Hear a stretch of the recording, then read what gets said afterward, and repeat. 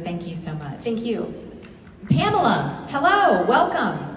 I've seen you on our channel a lot. Hello, how are you? Lieutenant Governor of South Carolina, Pamela Yvette, thank you for coming up. Just drove up here, an hour and a half, rushed straight right before lunch. You, Lieutenant Governor, have a business worth $1.4 billion in revenue, correct? Correct. Okay. Yes. That's a lot of money. It is. How do you manage both? I mean, how do you manage being in politics and then also this huge company? So we've been in business 19 years, and I have only been Lieutenant Governor for a little over 100 days. So I can't take the credit of being a superwoman and growing that business and helping run a state. But you know, as we grew, I made very intentional hires throughout my company, and we hired people that had a very entrepreneurial spirit, because I was an accountant by trade, so I was in a lot of different companies. And I always felt like if I had a business, I wouldn't want that middle management like looming over people all the time. And so when I started QBS, I said, you know, I want to hire people that have the same mindset as I do. And so as I started to make the transition into politics, I had a great team in place. And the leaders that I put in charge of all the departments in the company, because they had that entrepreneurial spirit, because they knew they played a great role in my company, they just kind of took the ball that they had to and they run with it. And so even today, I call in the office on the way up here, and I am now in more of a consulting role.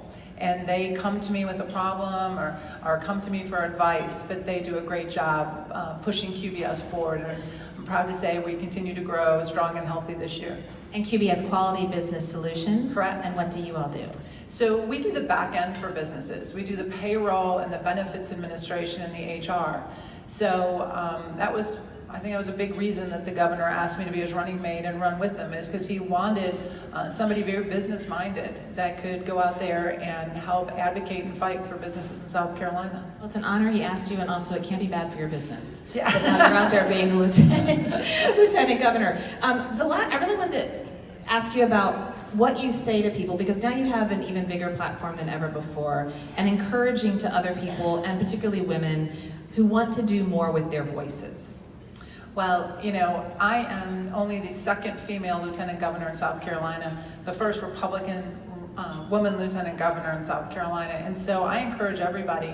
My grandparents, they were all immigrants. They came from Poland, so that calling to serve, if you could, to put yourself out there, was something that was instilled in us from a very young age.